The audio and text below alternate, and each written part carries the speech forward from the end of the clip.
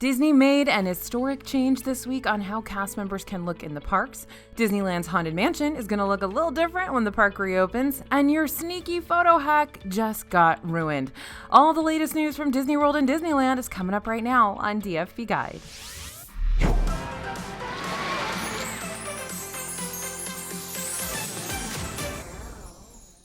Hey everybody, it's AJ for Disney Food Blog. We're gearing up for the reopening of Disneyland in just under 2 weeks, and there's still plenty of exciting news. In the meantime, that includes changes to some iconic Disneyland rides that will be ready to go when the parks reopen. But we've got tons of news from the East Coast too. Let's get started.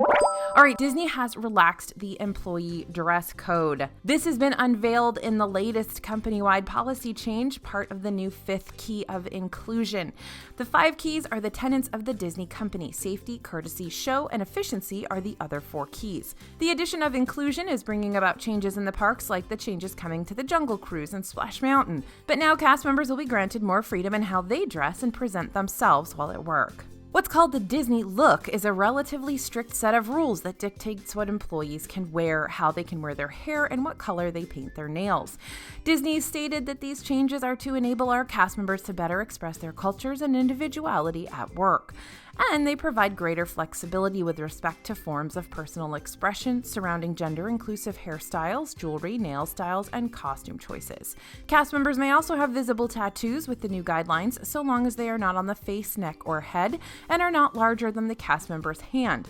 Larger tattoos will still need to be covered with tattoo sleeves or makeup. Visible tattoos have never before been allowed at Disney, so this is a pretty big change. And health and safety measures are changing in Disney World. We've seen health and safety measures change several times over the past year, but lately we've started to see things roll back and disappear from the parks. Park capacity restrictions have lessened. You can now remove your mask to take photos outdoors.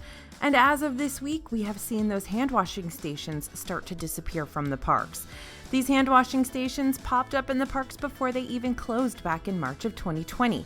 We don't know if the currently removed hand washing stations will be back or if this is a permanent change. We've also recently seen social distancing markers removed from certain areas. This could just be following crowd patterns, but it is certainly a reminder that Disney will continue to change and update its health and safety measures, and you should always be aware of what they are before your visit. And Orange County Mayor Jerry Demings has also recently stated that we may be seeing changes to the mask and social distancing policies in the county where Disney World is located. We will continue to keep you updated about the latest health and safety guidelines in and around Disney World, but be sure to sign up for our newsletter so you don't miss anything. We've got the link to sign up in the description below this video. Theme park reservations for the opening day at Disneyland, April 30th, and the official opening day for Avengers Campus at Disney California Adventure, June 4th, are officially sold out.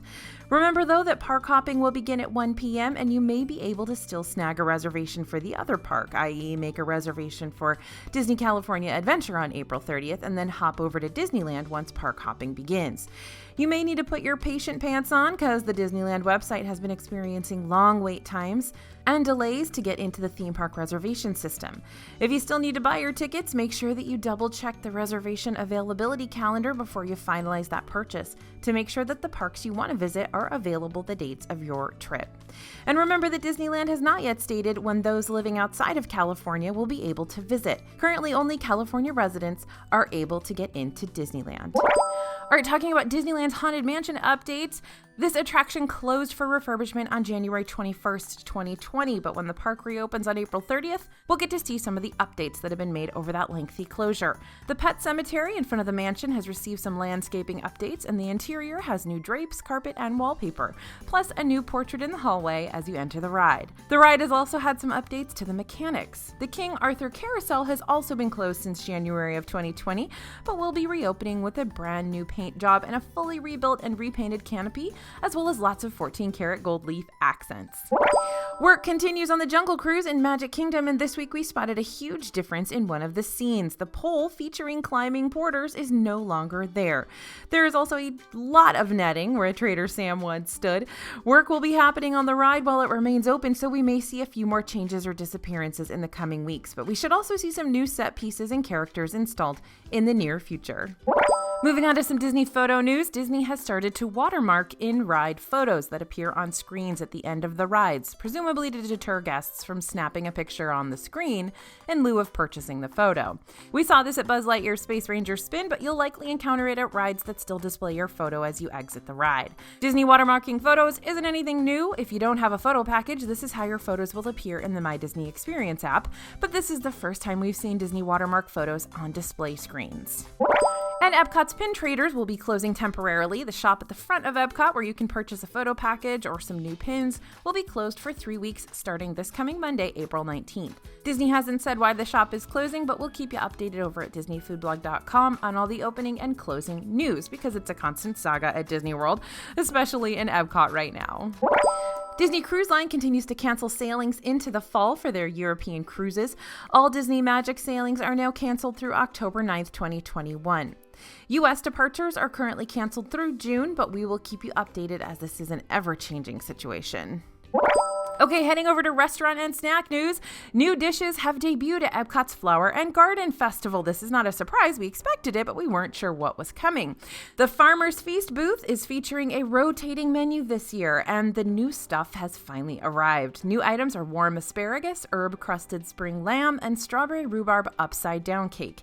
The warm asparagus for $5.25 features white and green asparagus along with truffle vinaigrette, spring pea espuma, parmesan, and fresh truffles. It's very good if you're into a plate of vegetables. Herb-crusted spring lamb is $7.75 and is served with marble potatoes, spring vegetables, and red wine butter sauce. This is super tender and juicy, and the veggies all paired well, even if the potatoes could have used a few more minutes of cook time.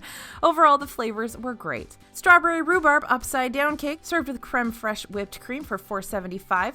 It doesn't have the same flavors as a homemade pie would, but it's still tasty and it's a nice light dessert. Now, Primo Piatto over at Disney's Riviera Resort has a new flatbread on the menu, the Margarita Pizza. Hearth-baked pizza topped with tomato sauce, heirloom tomatoes, fresh mozzarella, and grated Romano, topped with an extra virgin olive oil and fresh cut basil.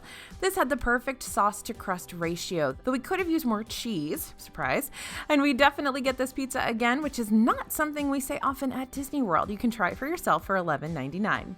Over at Marketplace Snacks in Disney Springs, we've got a new Dole Whip drink, the Vanilla Orange Slushy Float. The base is an orange slushy, which tastes like orange Dole Whip with a swirl of vanilla soft serve on top, and it's $5.99.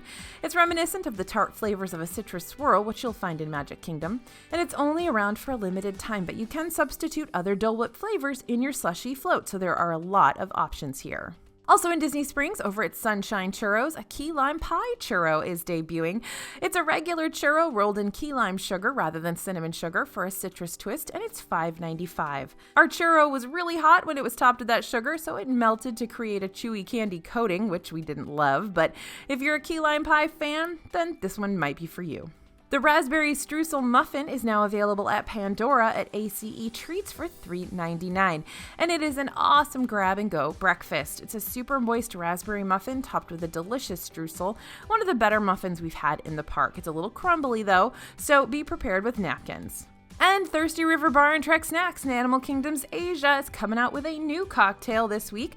The Yeti Sunset has Jack Daniel's Tennessee Whiskey, Strawberry, and Lychee Lemonade for $13. Whiskey takes front and center in this drink. It is strong, but great if you're looking for a drink that isn't too sweet. Harambe Market in Animal Kingdom has a very neon new drink on the menu. Leopard's Eye is a sweet, fruity drink with snow leopard vodka blended with kiwi, passion fruit, and mango and costs $15. This drink isn't very strong, but boy, is that color strong. And Banana Cabana at Caribbean Beach Resort has a brand new bread pudding, and it is delicious. Now, this dish has actually been created by a former Ohana chef, so they know what's up with bread pudding. The pineapple coconut bread pudding comes with a side of vanilla ice cream. The caramel sauce is not the gooey kind that drips all over. In this case, it sort of just soaks into the bread pudding and infuses its flavor with the rest of the dessert. There's a lot of pineapple for an awesomely fruity dessert, and you can get this one for $10. Over at the Beach Club Marketplace at the Beach Club Resort, we try a brand new baked macaroni and cheese this week. The best thing about this new baked mac and cheese is that it comes with a lot of different topping options. You can choose from bacon, beef chili, and pulled pork toppings, or opt for plain pasta. The dish is a cavatappi pasta with a 5-cheese blend sprinkled with shredded cheese, sliced green onions, breaded topping, and a few fun goldfish, plus whatever topping you pick. We chose pulled pork. It's easy and filling with a delicious baked casserole consistency, and this is a dish we highly recommend getting $10.99 for one with toppings or get it plain for $8.99. Now, the adorable souvenir ice cream pail is back at Magic Kingdom, but you're probably going to be a little disappointed in the mini kitchen sink. You used to get this at the Plaza Ice Cream Parlor, which has yet to reopen, so you'll find it at Storybook Treats right now. The portion size is much smaller than what it used to be, and your ice cream won't come served in the mini kitchen sink, and you're getting soft serve rather than hand-scooped ice cream, so lots of changes. A normal hot fudge sundae at Storybook Treats will set you back $5.49. The Minnie Mouse kitchen sink is priced at $16.99. So basically, you're paying about $11.50 for that plastic souvenir container. La Hacienda de San Angel in Epcot's Mexico Pavilion is currently open from 3 p.m. to 10 p.m. But starting May 9th, these hours will drop to 3 p.m. to 9 p.m. And starting May 17th, the restaurant will be closed on Mondays and Tuesdays. Then, starting May 23rd, these hours will go down to 3 p.m. to 7 p.m.